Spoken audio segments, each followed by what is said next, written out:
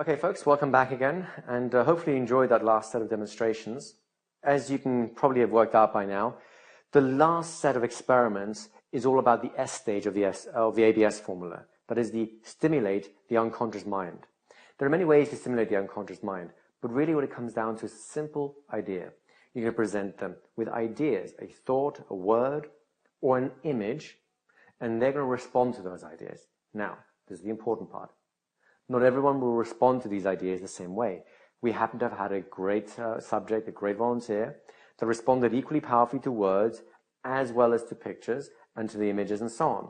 Sometimes they'll respond more to one and less to the other. That's fine too. The important thing here is, once again, these are experiments. Sometimes you had a very dramatic arm levitation going on here, which is great. But sometimes you have people who will feel like their arm is lifting, but nothing's actually happening outside. That's also great.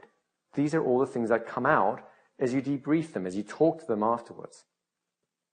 What I hope you realize is that it's actually very easy to present suggestions. Now, we presented simple suggestions. I kept it purposefully simple.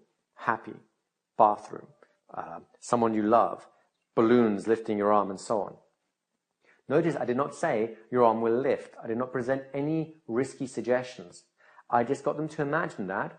And when you notice a little bit of that motion beginning to happen, encouraging it, saying, yes, it can happen. Let it happen. If the arm lifts, great.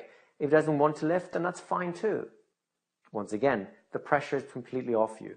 All that matters is the exploration of the experience, of how they're responding to words or images that you're presenting to them, you're preparing for them. Now, the reason this is important is, once again, there is no risk involved. It's a very simple process. You create the hypnotic context. We talked a lot about that. You give them exercises to gather their attention. Once again, you have lots of exercises around that. We skipped the stage about bypassing the critical factor, partly because we kind of did it already when we did the attention gathering stuff with the breathing and so on. We did a little bit of the bypassing critical factor, and to be honest with you, it worked so well, there was no reason to go into the full-blown somatic trance to help develop that skill as well. And we finished up on playing with the idea of suggestions in the forms of words and images that we presented to them. And I want you to realize, whilst hypnosis can be very sophisticated, you can throw out many wonderful suggestions and complex language patterns and sophisticated double binds and reverse double hypnotic binds and whatever other words you want to come up with. The importance is, right at the root of it all, the only things you're doing is using words or mental imagery to create an effect. It's as simple as that. Everything else is an elaboration. So if you're having difficulty with the elaborations, get rid of it all and begin with the really simple, easy steps like this one. So hopefully you'll have seen how the whole process is actually very easy to do. There's no risk involved. It's fun. And the key is always to keep debriefing your client.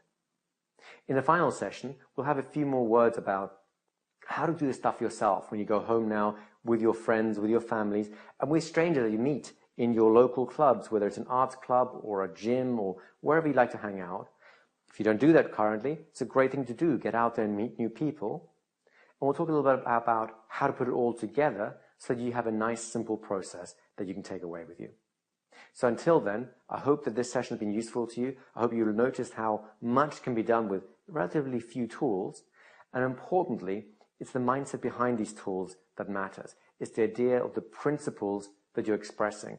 And right now, you should be very familiar with these already.